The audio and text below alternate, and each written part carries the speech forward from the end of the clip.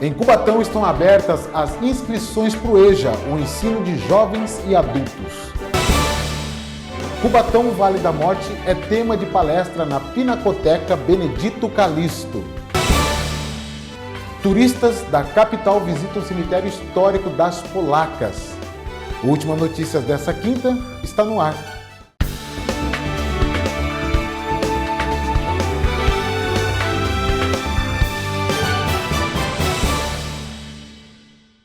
Boa noite. Na tarde de ontem, a Pinacoteca Benedito Calixto recebeu a palestra Poluição Sobreviventes do Vale da Morte, o que mudou no mundo. Na palestra, o neurocientista Washington Souza falou sobre a constante emissão de poluentes e os efeitos causados nos moradores. Na última quarta-feira, a Pinacoteca Benedito Calixto, em Santos, recebeu a palestra Poluição Sobreviventes no Vale da Morte, o que mudou no mundo, ministrada pelo neurocientista Washington Souza. Na palestra, o neurocientista faz uma linha do tempo, partindo da visão daqueles que residiam na cidade naquela época como ele, que, com sua família vinda de Sergipe, chegou a Cubatão no final da década de 50 e residiu na Fabril, e vivenciou a expansão do polo industrial na cidade. Aquela época, na década de 70, década de 80, até a década de 90, as pessoas que ali viviam em Cubatão, na Vila Parise, na antiga Vila Socó, na Vila Nova, aqueles bairros ali, que estavam mais próximos também, eles não tinham muita essa visão do mal que estava ocorrendo. Isso foi, aos poucos, se tornando mais evidente em razão dos problemas de saúde. Até porque essas pessoas que estavam lá eram pessoas que necessitavam do trabalho. Pessoas que vieram de vários lugares do Brasil para poder ter ali o ganha-pão, uma esperança de estar trabalhando. Então ele ficava entre a cruz e a espada, né? Primeiro porque não tinha acomodações, casas adequadas, uma residência saudável. Naquele período era viver em situações precárias, para poder lutar pelo trabalho, sustentar a família, com aquela expectativa de melhorar de vida. O Washington Souza também falou do papel da tecnologia que faz os mais jovens conhecerem a história da Cubatão Vale da Morte e se conscientizarem sobre a necessidade de preservar o meio ambiente. Então tem uma história aí que o cidadão de hoje, eventualmente os jovens, os adolescentes, não conseguiram ter contato com essa realidade. Então são momentos distintos, momentos extremamente diferentes. E o cidadão de hoje ele é mais consciente do que lhe faz bem e do que lhe faz mal. Ele tem nas mãos algo que é maravilhoso, que é a facilidade de registrar os eventos, de cobrar dos entes públicos, né, de publicar, de mostrar para o mundo o que está acontecendo. É um povo com mais consciência e mais segurança no que realmente ele quer da vida. Os alunos de uma unidade de ensino particular de Santos acompanharam a palestra.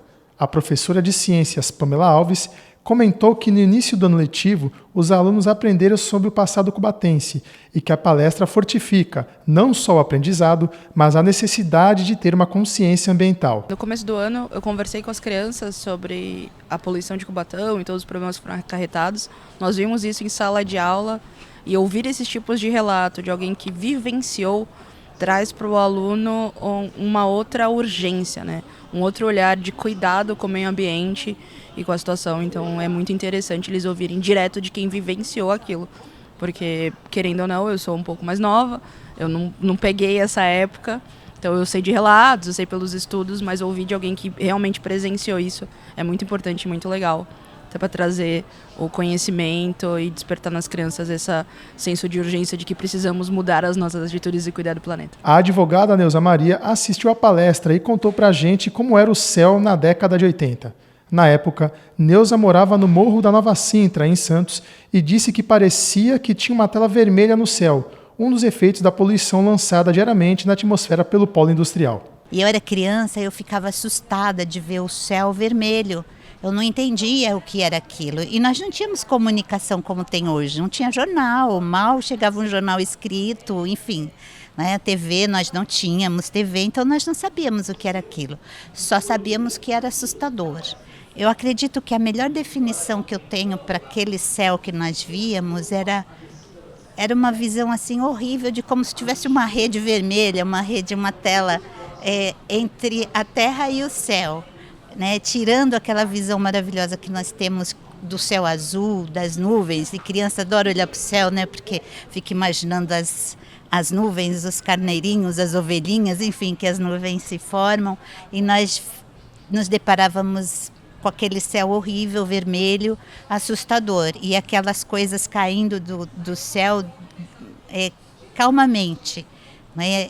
E tocando na pele da gente, realmente machucava. Perguntado como seria a cidade ideal, o Washington Souza fala que para isso acontecer é necessário que o conceito de casa se amplifique e que todos entendam o seu papel na sociedade. Mas toda cidade ideal é a cidade que respeita o meio ambiente. E como a gente pode fazer isso? Amplificando o conceito de casa, o conceito de lar, o conceito de moradia. Porque a nossa casa é apenas um pequeno espaço fragmentado do todo que a gente vive. Então, se eu conseguir ampliar o conceito de lar, conceito de casa, para entender que casa, que lar é o universo em que nós vivemos, eu acho que toda cidade será a cidade ideal para viver. Mas isso depende de mudança de comportamento. Sempre, o tempo todo.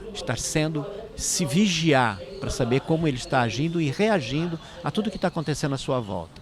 Então toda cidade será uma cidade ideal quando as pessoas entenderem o papel delas em relação à coexistência desse emaranhado chamado planeta Terra. Estão abertas as inscrições do EJA em Cubatão. Os interessados têm até o início de agosto para realizarem suas matrículas. E agora, na reportagem, nós vamos acompanhar um grande exemplo de que nunca é tarde para estudar. Foi-se o tempo que estudar era apenas para os mais jovens, conforme o ciclo natural da vida. Um exemplo disso é o seu Antônio Marcos. Hoje aposentado, ele lembra do período que esteve no mercado de trabalho. Eu aposentei como encanador caldeireiro, né? Minha última profissão.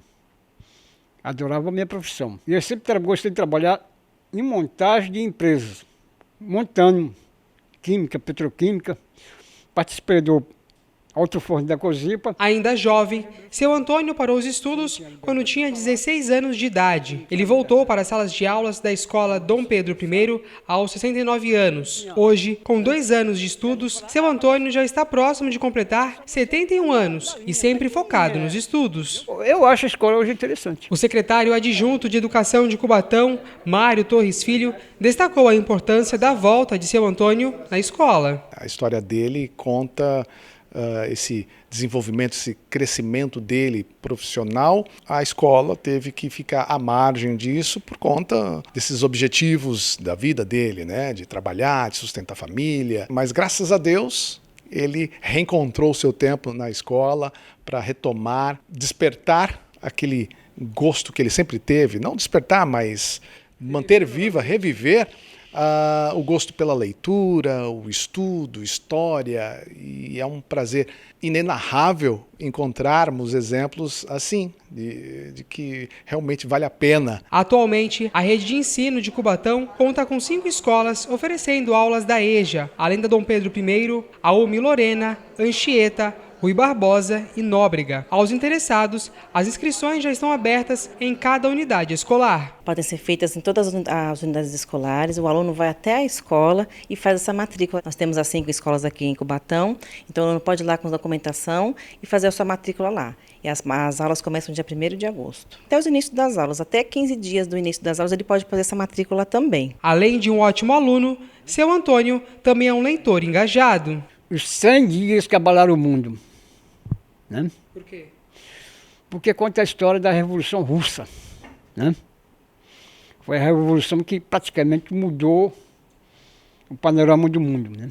E participando do projeto Educação Antirracista, vale até um filme e uma pipoquinha dentro da sala de aula. Turistas de São Paulo visitam o histórico cemitério israelita de Cubatão. O historiador Wellington Borges participou da visitação e contou a história do cemitério, mais conhecido como o Cemitério das Polacas. Hoje acompanhamos 3 grupos de turistas: Casa do Povo, Instituto Brasil-Israel e Comunidade Shalom.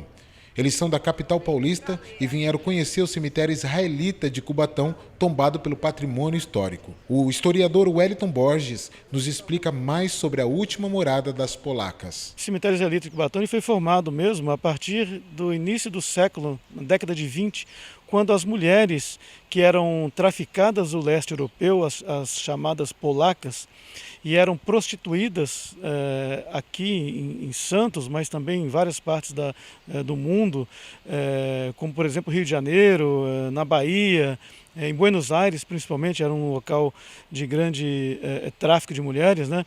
Recebiam essas mulheres do leste europeu, uma região que na época, final do século XIX até meados do século XX, sofria grande crise econômica, pobreza, fome. E essas mulheres eram enganadas por homens que prometiam bons casamentos na América, né? Mas quando chegavam aqui eram colocadas na prostituição. Essas mulheres, todas de origem judaica, para manter um mínimo de dignidade, elas criaram entidades de mútua ajuda e, através dessas entidades, compravam um remédio para uma, um vestido para outra, né? E aqui em Cubatão, então distrito de Santos na época, elas adquiriram um terreno para ser o cemitério delas, específico, né? Aqui hoje, por exemplo, nós temos 54 mulheres, junto com anexo com 15 homens. Mas essas mulheres compraram esse terreno para ser o cemitério delas, porque num cemitério judaico comum, elas seriam enterradas sempre junto aos muros, que era um sinal do povo judeu de que aquela pessoa era um suicida, um homicida, uma prostituta, e elas não se sentiam assim, né? Elas se sentiam pessoas que foram enganadas, que foram exploradas e que, portanto, merecia, pelo menos no fim de suas vidas, o mínimo de dignidade, né? É um sinal de resistência, a preservação da memória desse cemitério e, acima de tudo, preservar a resistência dessas mulheres, né? A coragem que elas tiveram de, embora serem escravizadas, né, desses homens, manterem as suas dignidades para a posteridade. Maria Salete é responsável por manter a história atualizada. Ela é a restauradora encarregada de preservar todo o espaço, desde as lápides até os túmulos. A primeira restauração foi em 1997. Foi quando ainda o cemitério estava bem abandonado, ele não era muito conhecido pela sociedade israelita. A partir dessa data, a sociedade israelita passou a monitorar aqui, ela que faz as restaurações e que mantém o cemitério aqui até hoje. A tipografia, a escrita, é muito difícil, né? Para nós que somos leigos. E para a senhora, hoje já é mais fácil ou tem algumas dificuldades ainda nessa tipografia? Não, na realidade eu conheço as letras porque eu aprendi por números. Então eu correspondo a letra a determinados números. E é assim que eu consigo restaurar. Teve algum deles que estavam mais difíceis que a senhora falou, esse eu não vou conseguir, vamos desistir, ou a senhora é insistente? Eu sou insistente e tenho um segredinho. Eu tenho um segredo que eu aprendi há muitos anos lá atrás com meu falecido esposo, que ele é que era o expert no assunto. E eu, como muito curiosa, sempre acompanhei o trabalho dele. E nesse acompanhamento eu fui aprendendo as malícias das coisas, né? Então eu tenho um segredinho sim, que muita gente já quis, mas eu não passo para ninguém não. Esse é meu. Esteve presente nessa expedição Fernanda Tonchinski. Ela foi a primeira brasileira a receber a ordenação rabínica. Ela destaca sobre a importância do cemitério para a comunidade israelita. É uma história que a gente colocou por muitos e muitos e muitos anos embaixo do tapete. É uma história que pouca gente, acho que conhece, e quando conhece não quer falar sobre isso. E ter esse cemitério aqui tombado, né, que o tempo todo vem por um processo de restauração, faz a gente lembrar dessa história, resgatar as histórias das pessoas que estão aqui e de como a influência dessa história nos impacta hoje. A gente tem que aprender tanto das coisas boas quanto das manchas das nossas histórias e não simplesmente esconder elas. O governo federal prorrogou até a próxima segunda-feira as inscrições para os interessados em trabalhar como agente de saúde. Agora tem vaga de emprego para trabalhar como agente de saúde. O governo federal prorrogou o período de inscrições até a próxima segunda-feira. Estão disponíveis mais de 180 mil vagas no programa Mais Saúde com Agente em todo o país. Os interessados que conseguirem as vagas vão atuar como agentes comunitários com foco em trabalho em combate a doenças e endemias. os candidatos vão receber treinamentos para orientar a população e fortalecer a vigilância em saúde. Para fazer a inscrição, os interessados devem acessar a página do Ministério da Saúde na internet. Vamos conferir agora como fica o tempo para amanhã. A Cris Castanheira conta pra gente na previsão do tempo.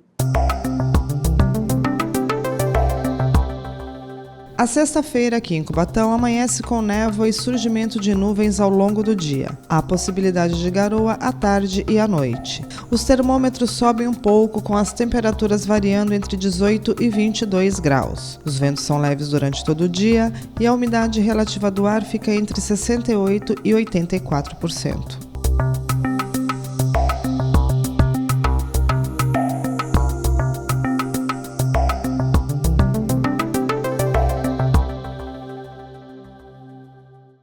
O Clube Atlético União Santista vence a 4ª edição da Copa Society de Futebol.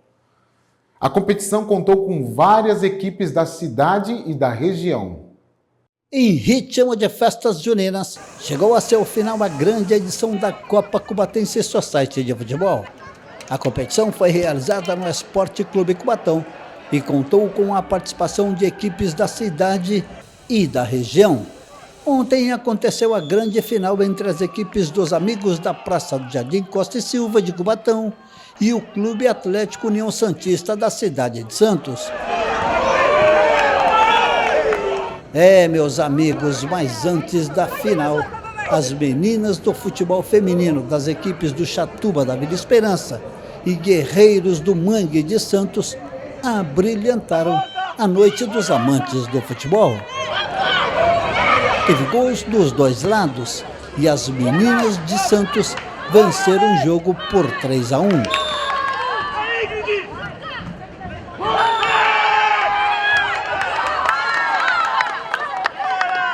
A hora tão esperada chegou. Festa por parte dos torcedores, com a entrada das equipes para o jogo da grande final. De um lado, os Amigos da Praça do Costa e Silva, e do outro, o Clube Atlético União Santista de Santos. E, respeitando a lei, o hino nacional foi cantado. Com a bola rolando, os dois times buscavam o gol. E quem saiu na frente e fez o torcedor gritar de alegria foi a equipe da casa. José Florentino toca no cantinho e abre o placar. A equipe de Santos não se entregou e foi logo tentando empatar o jogo. E não demorou muito para isso acontecer. Diego Borges acerta o canto e deixa tudo igual. E o primeiro tempo terminou empatado em 1-1. As equipes voltaram para o segundo tempo com algumas modificações. E à medida que o tempo ia passando, os nervos ficavam aflorados. E no finalzinho do jogo, Ítalo Benetti veio de trás e enche o pé, colocando o time de Santos na frente 2-1.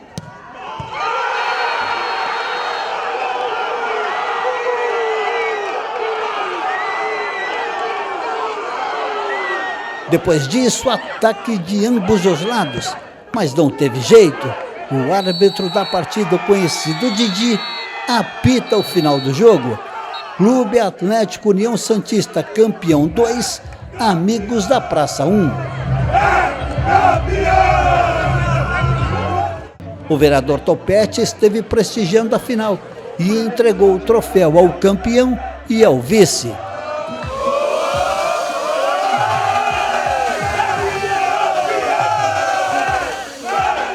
Michael recebeu o troféu de goleiro menos vazado. Ivanildo, do União, o melhor técnico.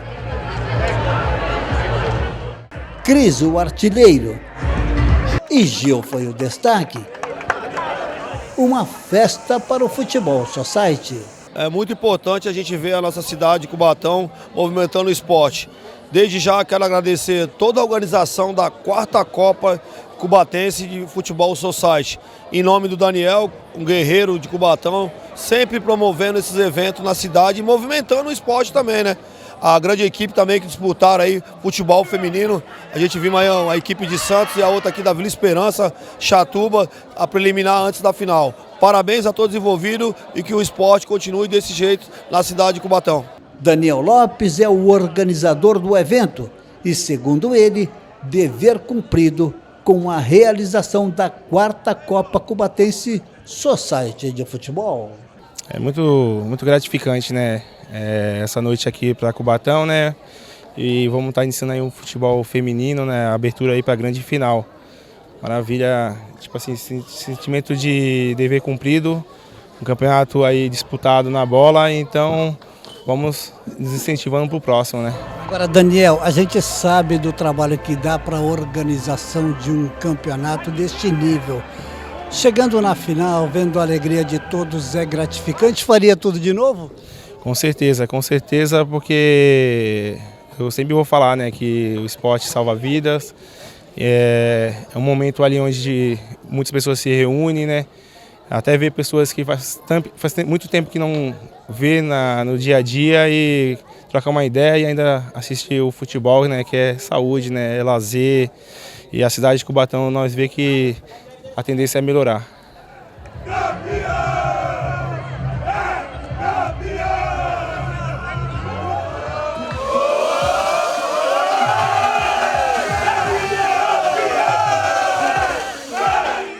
Hoje é dia de estreia nos cinemas e você confere agora o que está em cartaz.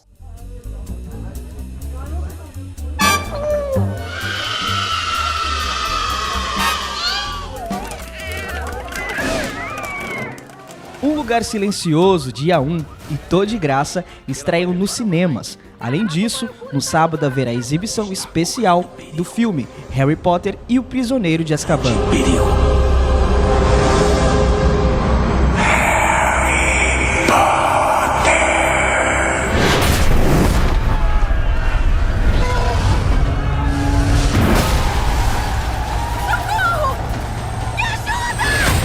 Um Lugar Silencioso, dia 1, é um filme de terror e suspense, que serve como prelúdio aos eventos de Um Lugar Silencioso, lançado em 2018. O filme explora a rápida e mortal adaptação dos humanos a um mundo onde qualquer ruído pode resultar em morte.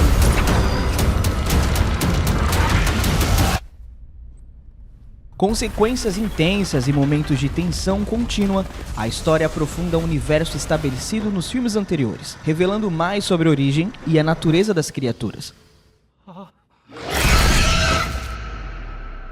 Além disso, destaca a resiliência e a engenhosidade humanas diante de uma ameaça implacável. Eu tenho plano. É o fim dos tempos. Sem pessoas, sem Nova York, sem nada mais.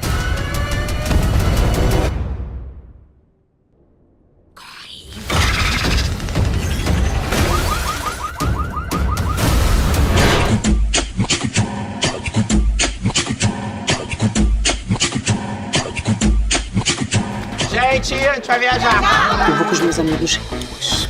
Após receber uma bolada inesperada, Graça resolve fazer uma viagem com a numerosa família, deixando o marido para trás, rumo a um resort em Búzios. Tudo que o café da manhã é pros hóspedes. Vai pegar teu buffet e ficar bem no meio. Porque eu não ia falar uma palavra na frente dessa criança que você foi. Entre uma confusão e outra, causada por essa turma pra lá de animada, Graça mergulha nas lembranças da sua juventude e reencontra um antigo amor. Agora, além das travessuras em família, ela tem um amor por sua filha mais velha e pelo maridão, colocados em xeque. Ficou maluco, peraí, chubaqueira! Brit 2! Chubaqueira! Sai da rua! Mãe, a menina tá ali. Isso não é perigoso? Não tivemos nenhum acidente na semana passada. Em 2004, chegou aos cinemas Harry Potter e o Prisioneiro de Azkaban, o terceiro filme da série do Mundo Bruxo. Agora, 2 décadas depois de sua estreia, essa aventura retorna às telonas deste sábado em uma exibição especial. Se quer matar o Harry, terá que nos matar também. Só uma pessoa vai morrer hoje. Enquanto Harry Potter se prepara para começar seu terceiro ano em Hogwarts, o perigoso Sirius Black, aliado de Voldemort, escapa da prisão de Azkaban. Perigo. Apesar da escola estar em alerta máximo, Harry sabe que o Black logo virá atrás dele. Prisão de Azkaban.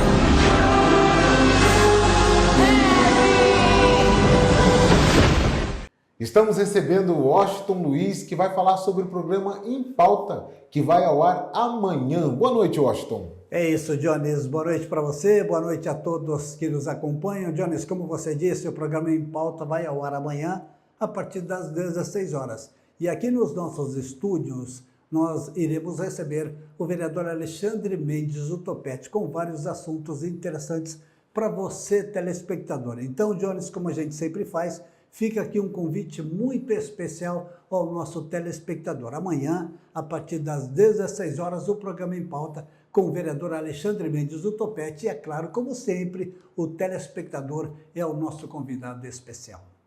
Obrigado, Washington. É sempre um prazer tê-lo aqui com a gente, viu? E após muitos pedidos, nós vamos rever o quadro Saúde Animal com a veterinária Letícia Falcão, que falou sobre a dermatite canina. Não saia daí, Últimas Notícias volta em instantes. Voltamos e hoje é quinta-feira, o dia de nós falarmos dos nossos amigos peludos, aqueles que nos recebem em casa abanando o rabinho, com aquela felicidade. Hoje, quinta-feira, é o dia do nosso quadro Saúde Animal.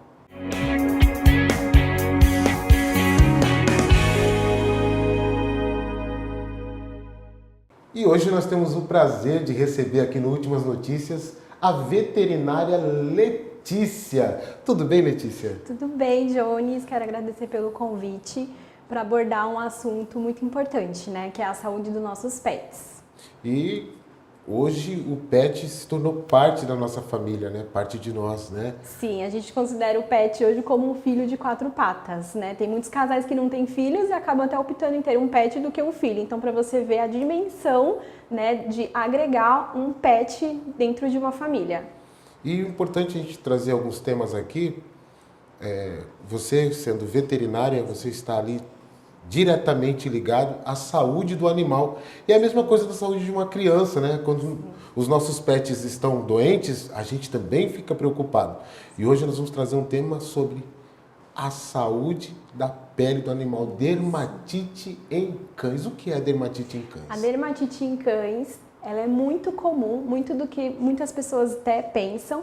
Ela nada mais é do que a inflamação da pele, né? Então, às vezes o animal ele pode nascer com uma dermatite, tá?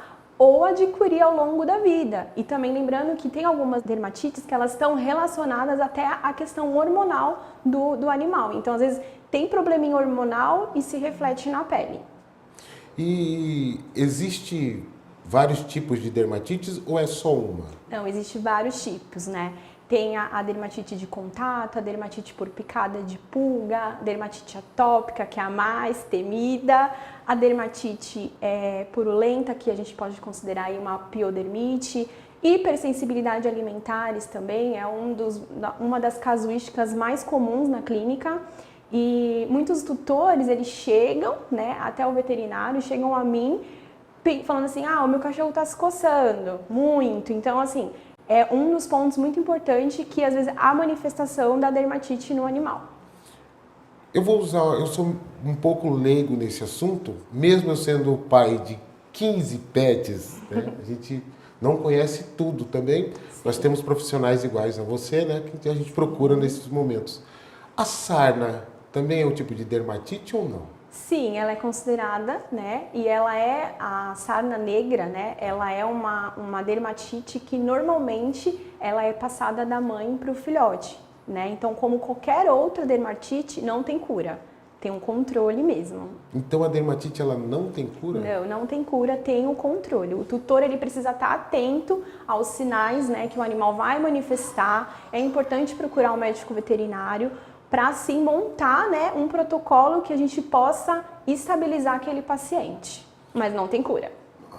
Então temos que estar ligados aí para você dar uma qualidade de vida para o seu pet. Sim. Né, com tratamentos precisos, porque deve ser uma coceira terrível, né? Algumas. Sim, eles se coçam muito, muito mesmo, a ponto de ficar com a pele avermelhada, ter lesões por conta ali, lesões traumáticas, né, devido a essa coceira excessiva ali por conta das unhas. Então, às vezes pode ser uma alergia até no conduto auditivo. Então, o animal coça muito o ouvido, coça o corpo, tem regiões que são mais afetadas e é bem complicado, o animal sofre muito.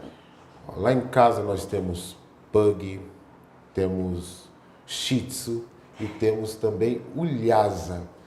Quais são as raças que são mais propensas a esse tipo de As dermatites, né, elas não escolhem raças, idade, tamanho, peso, não escolhem. Mas claro que a gente tem algumas raças que elas têm uma predisposição muito maior que outras. Então, por exemplo, o Shih Tzu é o campeão de alergia, Pug, Bulldog.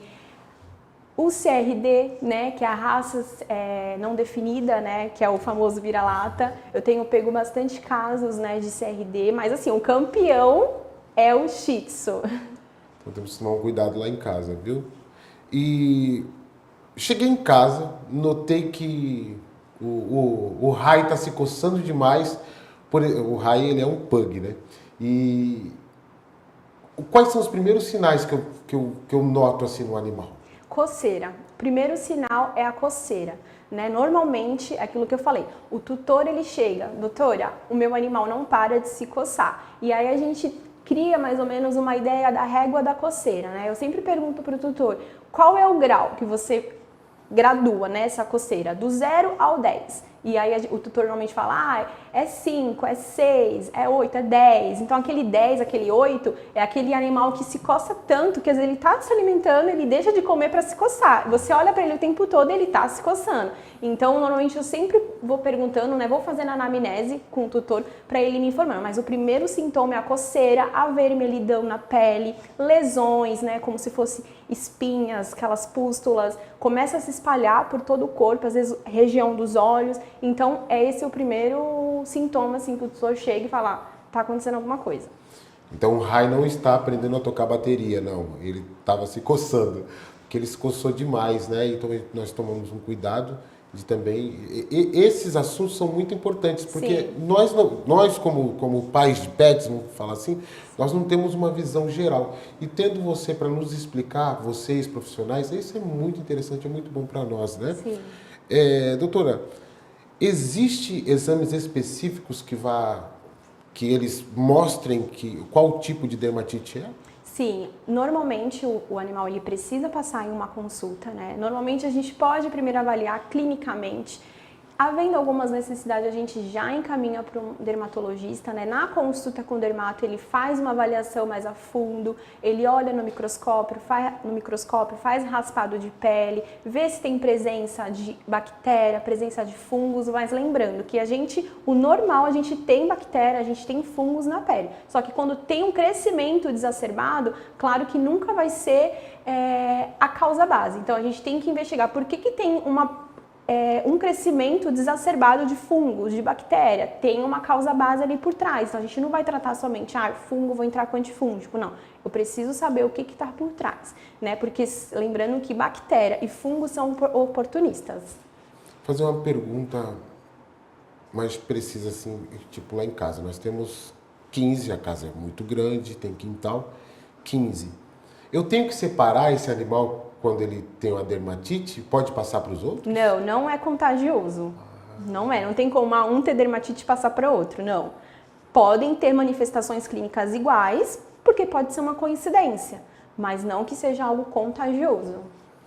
A alimentação também, ela conta muito? Sim, muito. Tem tutor que oferece um leque, né, de alimentos, frutas, legumes, petisco, de N qualidades, de N marcas. Às vezes o tutor não sabe, mas aquilo pode desencadear uma hipersensibilidade alimentar que está ali fazendo manifestar aquela reação alérgica. Então a gente tem que fazer toda uma triagem, né, tirar muitas das vezes, limpar, fazer um manejo alimentar, deixar somente com a ração, com água, para ver se o animal responde, porque às vezes é um alimento que o tutor dá, que ele não sabe que está fazendo. E muitas das vezes quando a gente organiza essa questão alimentar, o animal melhora, e é onde a gente consegue estabilizar.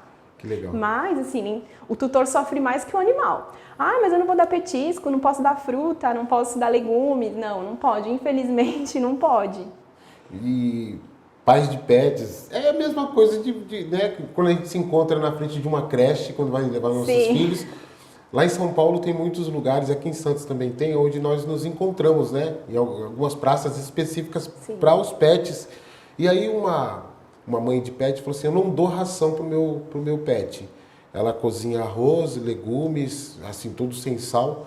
Isso é aconselhável? Então, tem aquele dono, né, de pet, aquele tutor que não quer oferecer uma alimentação de ração, né? Ele quer optar por uma alimentação natural. É errado? Não, mas desde que seja acompanhado pelo nutricionista, porque o nutricionista ele vai montar uma dieta, né, com aporte nutricional para aquele animal, para aquele peso, e não é só simplesmente dar legumes, comidas que ao nosso ver são saudáveis, mas o animal que faz a alimentação natural, ele precisa de suplementação. Então, o nutricionista ele faz toda essa base para ele não ficar com nenhum tipo de deficiência de mineral, e tudo que possa vitamina, que possa fazer com que o animal tenha uma deficiência. Legal saber disso, porque isso também conta muito com o cuidado que a gente está falando sobre a pele, né? Sim, influencia. Você tomar um cuidado com a alimentação e os cuidados, mais para a gente terminar o nosso quadro, um cuidado mais preciso, um conselho para os pais de pet, para aqueles pets que estão acometidos com essas dermatites. Sim, a partir do momento, né, que o animal ele é diagnosticado, ó, ele tem uma dermatite alérgica, ele tem uma dermatite, às vezes por picadas de pulga, carrapato, então tem que estar sempre em dia fazendo preventivo. Às vezes o doutor faz uma vez e faz nunca mais.